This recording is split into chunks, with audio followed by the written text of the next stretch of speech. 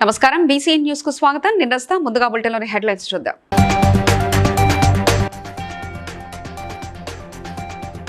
వట్టినాగులపల్లిలో నిర్వహించిన అగ్నిమాపక శాఖ పాసింగ్ అవుట్ పరేడ్ లో పాల్గొన్న సీఎం రేవంత్ రెడ్డి.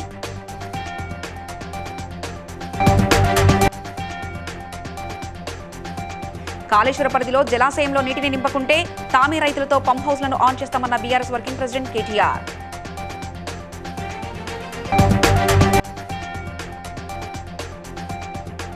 లబ్ధిదారులకు కళ్యాణ లక్ష్మి చెక్కులు పంపిణీ చేసిన వరంగల్ పశ్చిమ MLA Naini Rajender Reddy.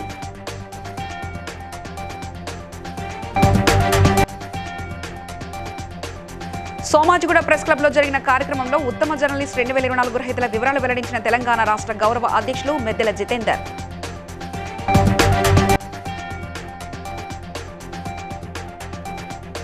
తొర్రూరులో CM relief fund చెక్కుల పంపిణీలో పాల్గొన్న ఎమ్మెల్యే ఎస్ఎస్సిని రెడ్డి.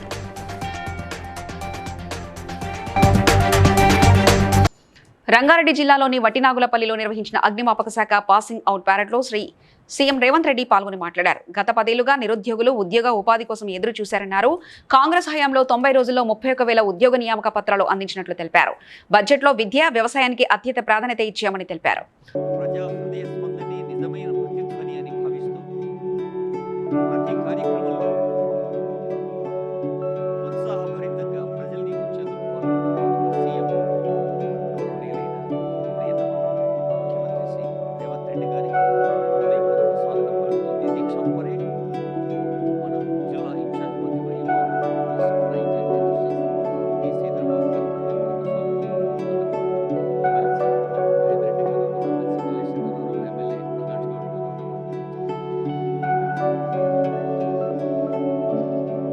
వచ్చే నెల 2వ తేదీలోపు కాళేశ్వర పరిధిలోని జలాశయాల్లో నీటిని నింపాలని BRS working president KTR demand చేశారు. ప్రభుత్వం స్పందించకుంటే 50,000 మంది రైతులతో వచ్చి తామే పంప్ హౌజులు ఆన్ చేస్తామని హెచ్చరించారు.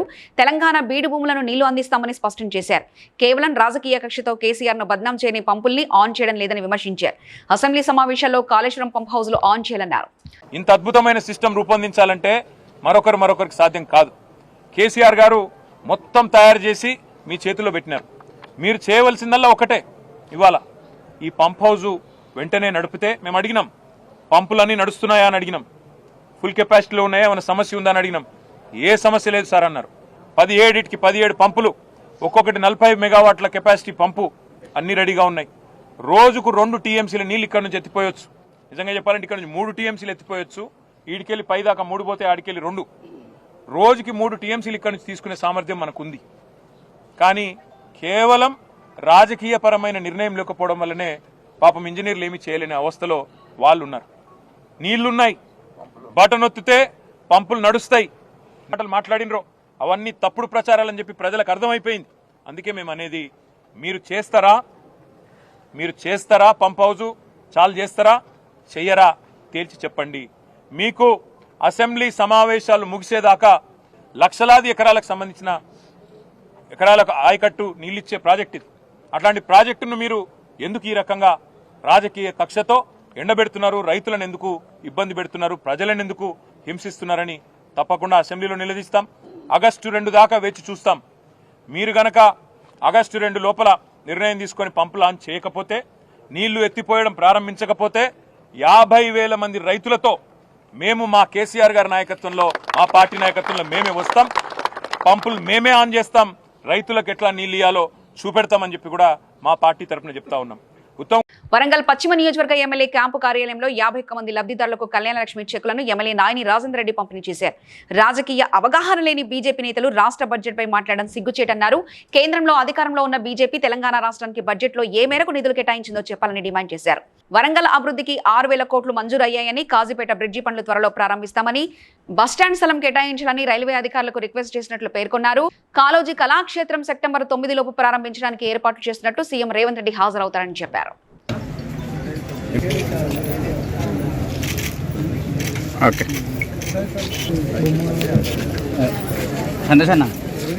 నాయకులు వారి పేరు చెప్పాలంటే కూడా వారికి ఎందుకంటే వారికి అవగాహన లేని వ్యక్తులు.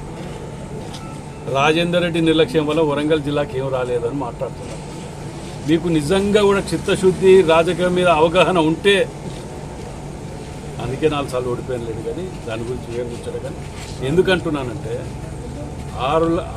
ఆరు వేల చిల్లర కోట్లని కేటాయిస్తానికి ముఖ్యమంత్రి గారు రాష్ట్రంలో మొట్టమొదటిసారి ఇక్కడ వచ్చి కూర్చొని అండర్ గ్రౌండ్ డ్రైనేజ్ కానివ్వండి, రింగ్ రోడ్ కానివ్వండి, మాస్టర్ ప్లాన్ గురించి ఇవాళ కూడా చెప్తున్నాను. ఇవాళ సాయంత్రం లోపల డిపిఆర్కు టెండర్ కాల్ ఫర్ చేస్తున్నాను. వాళ్ళకి తెలియదు. మరి నేను ఎమ్మెల్యే అయిన తర్వాత 250 కోట్ల చిల్లర నేను పట్టుకొచ్చినప్పుడు తీరుగా కమిషన్లకు కకృతి పడి ప్రజల ఆరోగ్యాలను ఖరాబ్ చేయదలుచుకోలేము. మేము అట్టడి పనులు మాకు అవసరం లేదు. అందుకే ఏం చెప్తున్నానంటే ఇవాళ టెండర్ కాల్ఫర్ చేస్తున్నాం. సెప్టెంబర్ 9వ తారీఖు రోజు ఓపెనింగ్ పెట్టుకున్న ముఖ్యమంత్రి గారు వస్తున్నారు. ఇవి అవుపడట్లేదా? నైమ్నగర్ బ్రిడ్జ్లో అవుపడట్లేదా? ఆర్ఈసీ నుంచి సిఎస్ఆర్ గార్డెన్స్కి పట్టుకొచ్చిన 40 కోట్లు అవుపడట్లేదా? ఆర్ఎన్బి నుంచి 112 కోట్లు పట్టి అవుపడట్లేదా? కళ్ళున్న కబోదులు అంటే వీరికి ఏంటంటే మేము కూడా రాజకీయంలో లైవ్ ఉన్నాం, ఖండిస్తున్నాం అంతే. అది దేనికి ఎందుకనేది వాళ్ళకే తెలియదు, ఖండిస్తున్నాం. ఆ టైపులో రాజకీయ వ్యక్తులకు అందుకే నేను పేర్లు తీయాలంటే కూడా మంచి అనిపించగానే తీయట్లేదు. ఇక హైదరాబాద్ సోమాజిగూడ ప్రెస్ క్లబ్ లో తెలంగాణ జర్నలిస్టుల సంక్షేమ సంఘం నిర్వహించిన ఉత్తమ జర్నలిస్ట్ 2024 పురస్కార గ్రహీతల వివరణను తెలంగాణ రాష్ట్ర గౌరవ అధ్యక్షులు, తెలంగాణ ప్రదేశ్ కాంగ్రెస్ సేవాదళ అధ్యక్షుడు మిద్దెల జితేందర్ ప్రకటించారు. ఈ సందర్భంగా ఆయన మాట్లాడుతూ సమాజానికి ఎంతగానో సేవ చేస్తున్న జర్నలిస్టులకు ప్రభుత్వాలు అండగా ఉంటే మరింత మేలు జరుగుతుందన్నారు. జర్నలిస్టుల సంక్షేమం, అభివృద్ధి కోసం ముఖ్యమంత్రి రేవంత్ రెడ్డి సమాచార శాఖ మంత్రి పొంగులేటి శ్రీనివాసరెడ్డి దృష్టికి తీసుకెళ్లి తన వంతు కృషి చేస్తారని ఆయన తెలిపారు.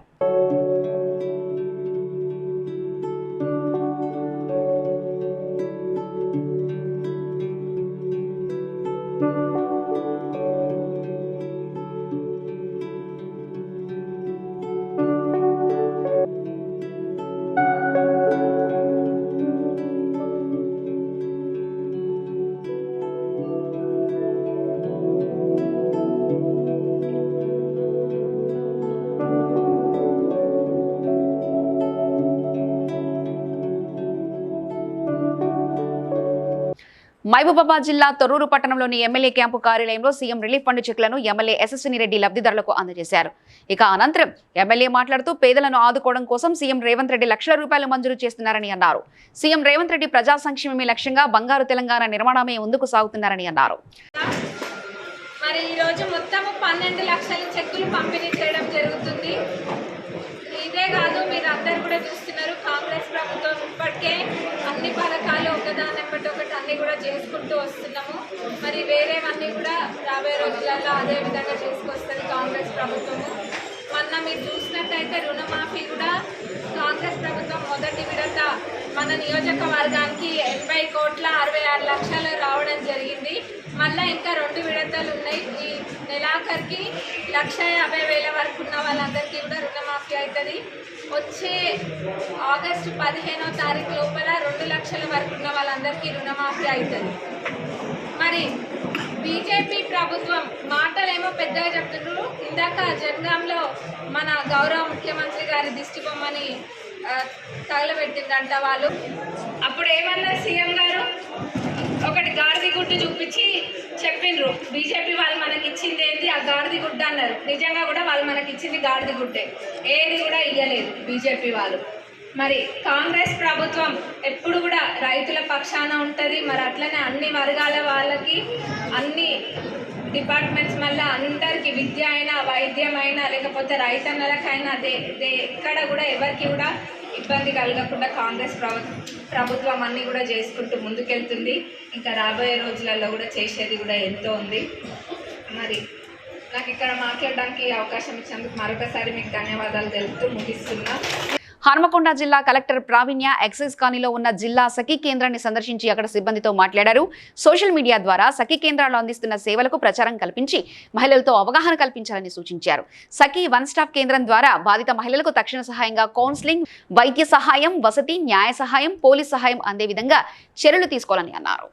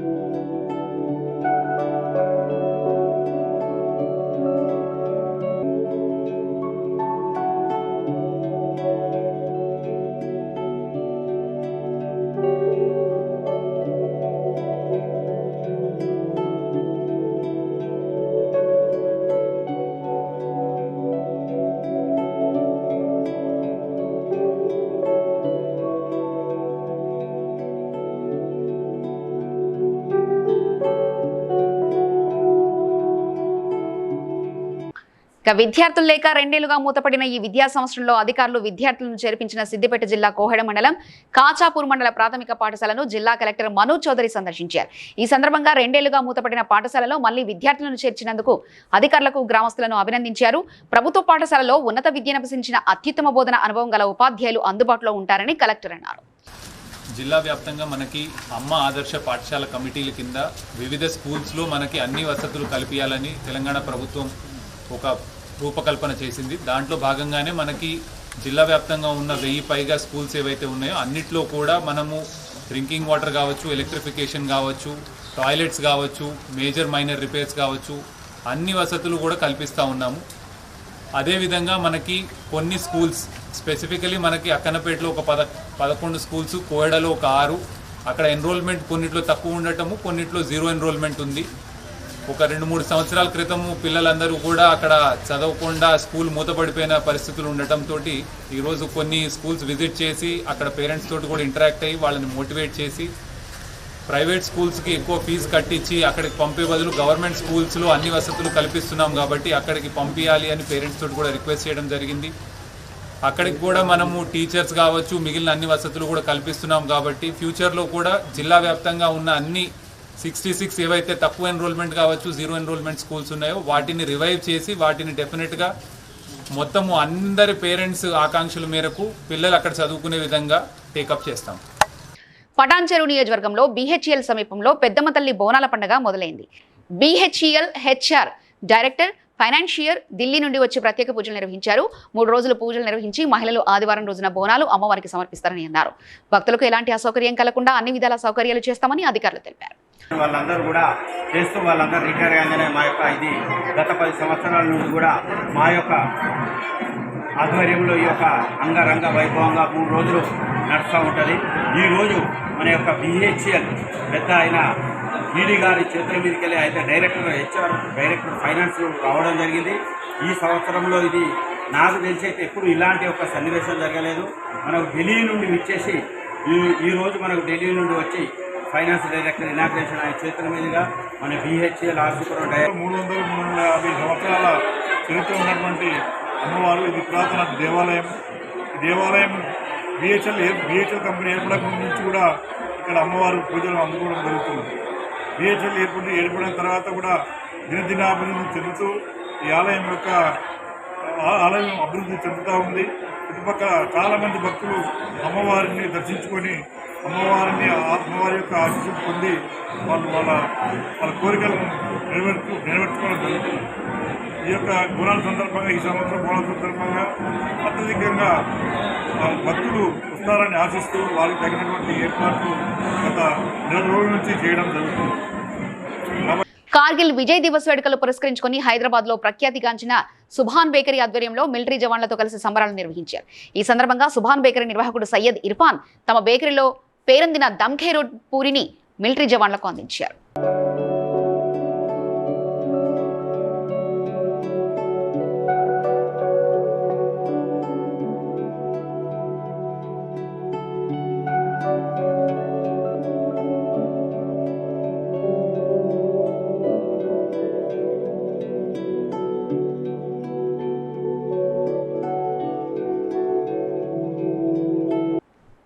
రాష్ట్ర బడ్జెట్లో మహిళలకు మొండి చేయి ఇచ్చిన మాట తప్పిన కాంగ్రెస్ ప్రభుత్వం దిష్టిబొమ్మను బీజేపీ రాష్ట్ర మహిళా మోర్చా దగ్ధం చేసి ధర్నా చేపట్టారు.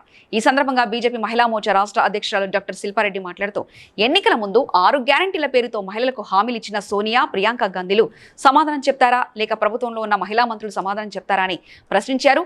మహిళలకు ఇచ్చిన హామీలు నెరవేర్చిన పక్షంలో ఉద్యమాలు చేపడతామని ఆమె హెచ్చరించారు.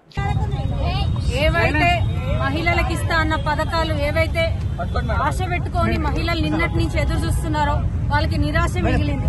ఈ సంవత్సరం ఈ సంవత్సరం లోపల దాన్ని నెరవేర్స్తారని ఎంతోగానో ఆశలతోని వెయిట్ చేస్తున్న మహిళలకి నిరాశ మిగిల్చింది కాంగ్రెస్ ప్రభుత్వం. ఎప్పుడైతే మహిళల్ని అడ్డం పెట్టుకొని గద్దెనెక్కారో వాళ్ళ నాశనాన్ని వాళ్ళే చూసుకుంటున్నారు. మహిళలకు ఇస్తా అన్న 2500 సంగతి నిన్న బడ్జెట్ లో అసలు దాన్ని ప్రస్తావించడం కూడా జరగలేదు. 2000 నుంచి 4000 పెన్షన్ చేస్తున్నారు, దాని ఊసు కూడా ఎత్తలేదు.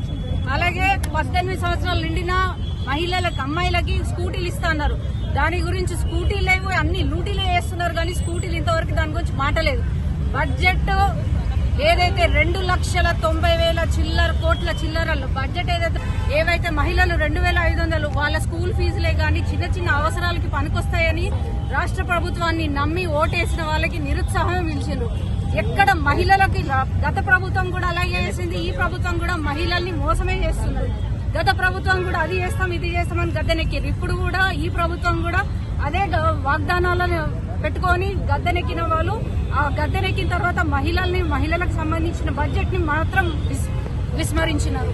అసలు ఏ రూపంలో ఈ బడ్జెట్ ప్రవేశపెట్టినారు, ఎక్కడ న్యాయం జరుగుతుంది, అసలు మీరు కొత్తగా ఏ బడ్జెట్ లో ఏం కొత్తగా జరిగింది, ఏ ఉన్నాయో దాన్ని అటు తిప్పి ఇటు తిప్పి బాహుబలి చిత్రంలో ఏదో పెద్ద స్క్రీన్ ప్లే డైరెక్షన్ లో అది విడుదల చేసినరే కానీ దానికి నిజంగా వాస్తవం అనేది ప్రజలకు తెలిసిన విషయం.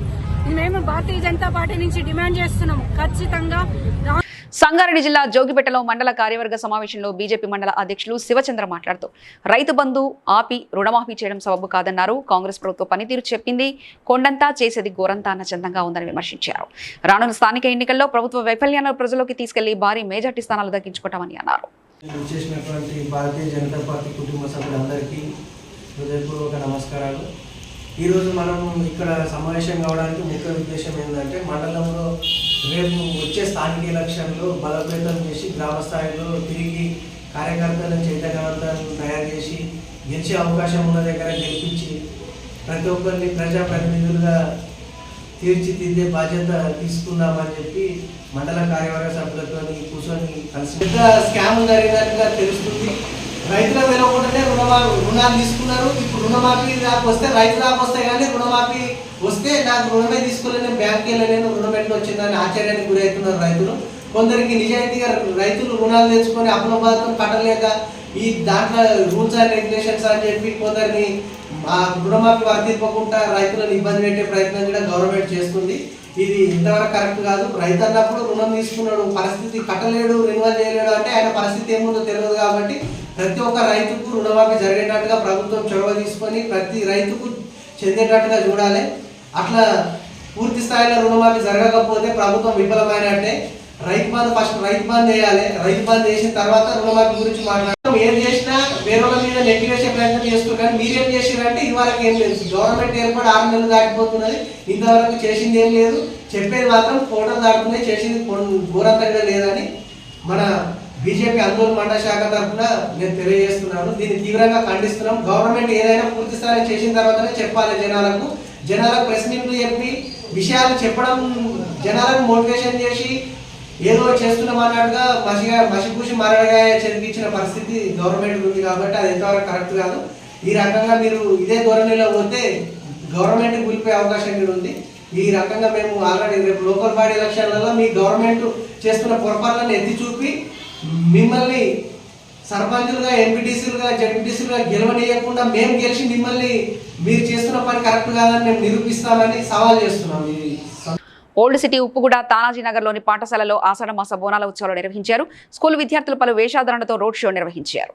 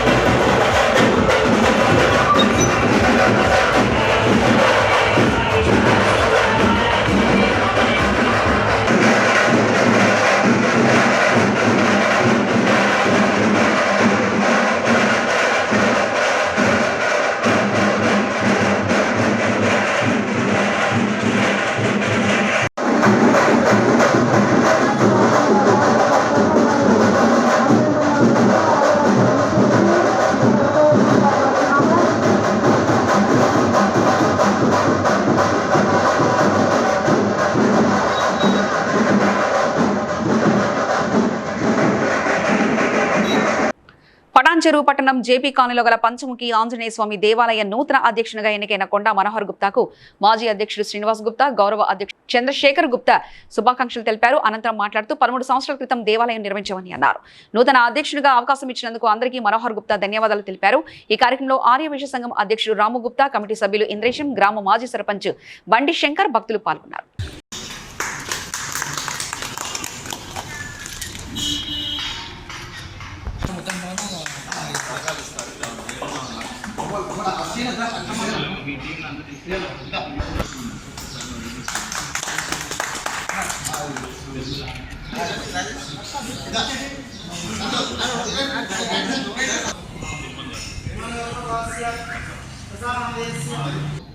దాంతోపాటు మా గౌరవ అధ్యక్షుడు చందు గారు అందరి సమిష్టి కృషితోని మేము ఈ దేవాలయాన్ని ముందుకు తీసుకెళ్తా ఉన్నాము. పటాన్చెరులోనే కనివినగలిగిన రీతిలో ఈ దేవాలయాన్ని గత 13 సంవత్సరాలు నడుపుతా ఉన్నాము. ఇప్పుడు నాకు వచ్చిన సమయం ప్రకారంగా నేను కూడా రాబోయే సంవత్సరం వరకు ఏదైతే హనుమాన్ జయంతి వరకు ఏదైతే ఉందో ప్రతి కార్యక్రమాన్ని నిర్వహించి హిందూ సంస్కృతి నేర్పించే విధంగా కొంతమంది అది మర్చిపోతూ ఉన్నారు. ఆ సంస్కృతి నిలబెట్టే విధంగా అందరి భక్తులు వచ్చేటట్టుగా భక్తులు ఇంకా రావాలి, దేవుణ్ణి స్మరణ చేసుకోవాలి, పంచముఖ ఆంజనేయ స్వామి ఆశీస్సులు అందరూ తీసుకోవాలని చెప్పేసి కోరుకుంటూ వచ్చే ఏవైతే కార్యక్రమాలు ఉంటాయో మన పండుగలు కానీ పబ్బలు కానీ ఏవైతే చేయాలో ఇక్కడ రీసెంట్గానే భగవద్గీత పారాయణం స్టార్ట్ చేయడం జరిగింది. ప్రతి 2వ శనివారం లేకపోతే ప్రతి శనివారం అని అనుకున్నాము. ఆ రకంగా ప్రతి ఆదివారం భగవద్గీత, ప్రతి శనివారము మనకు హనుమత్ చాలీసా చేస్తూ ఉన్నాము. ఈ రకంగానే ఇట్లాంటివి ఇంకా ముందు కూడా జరగాలని చెప్పేసి జరిపిస్తానని చెప్పేసి తెలియజేస్తూ గుడి అభివృద్ధికి పాటుపడతానని చెప్పేసి తెలియజేస్తూ ముగిస్తాను.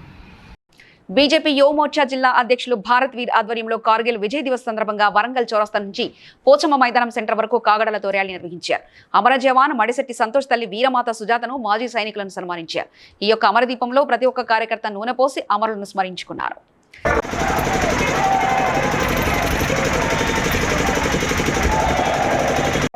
విద్యార్థులు వస్తారు, మీరు ముందుకు రాకూడదు. ఒక్క 5 నిమిషాలు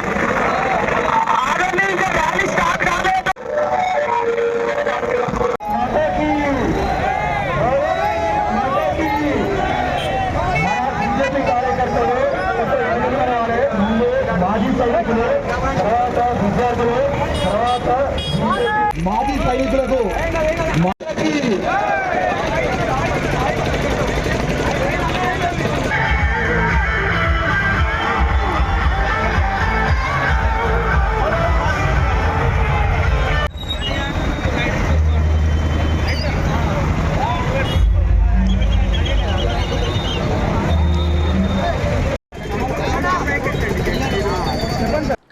కుత్బుల్లాపూర్ నియోజకవర్గం సూరారం డివిజన్ పరిధిలోని మల్లారెడ్డి హాస్పిటల్ వద్ద జీడిమెట్ల ట్రాఫిక్ సిఐ శ్రీనివాస్ ఆధ్వర్యంలో రాంగ్ సైడ్ వాహనాలపై స్పెషల్ డ్రైవ్ నిర్వహించారు. ఇందులో భాగంగా ఒక ఆటోను మరియు 9 బైక్లను స్వాధీనం చేసుకోవడం జరిగింది.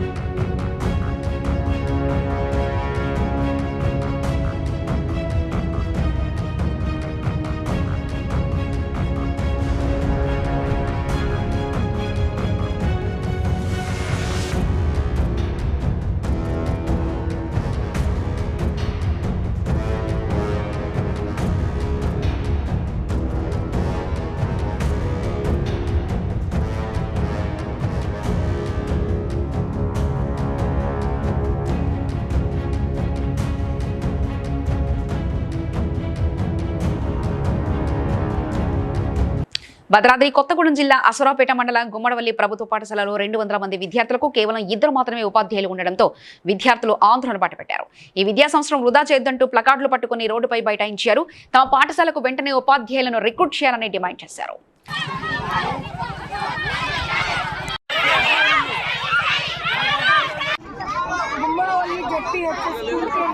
నెల రోజులు అవుతుంది, ఇప్పటి వరకు మాకు టీచర్స్ లేరు.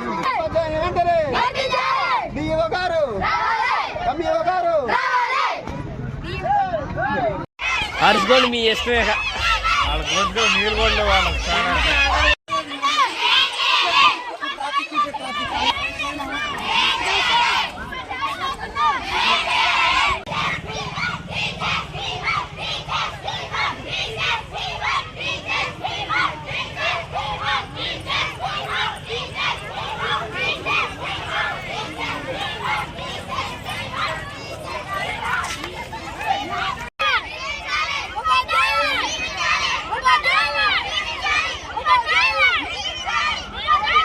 వార్తలు ముగించే ముందు ముఖ్యాంశాలు మరోసారి చూద్దాం.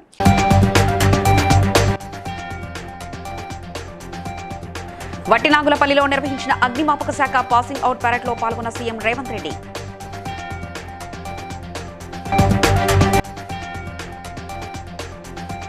కాళేశ్వర పరిధిలో జలాశయంలో నీటిని నింపకుంటే తామే రైతులతో పంప్ హౌస్లను ఆన్ చేస్తామన్న BRS working president KTR.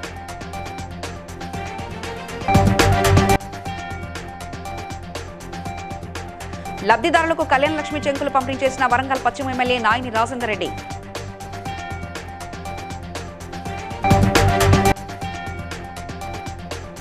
Somajiguda press club లో జరిగిన కార్యక్రమంలో ఉత్తమ జర్నలిస్ట్ 2024 గ్రహీతల వివరాలు వెల్లడించిన తెలంగాణ రాష్ట్ర గౌరవ అధ్యక్షులు మెద్దెల Jitender.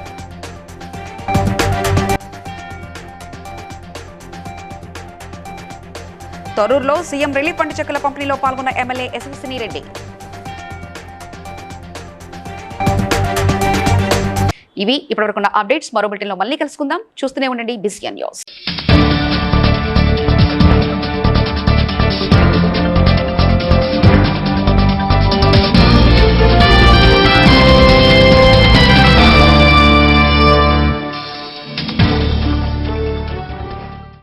Please like and share, subscribe to BCN Telugu News. Please like, share and subscribe to BCN Telugu News.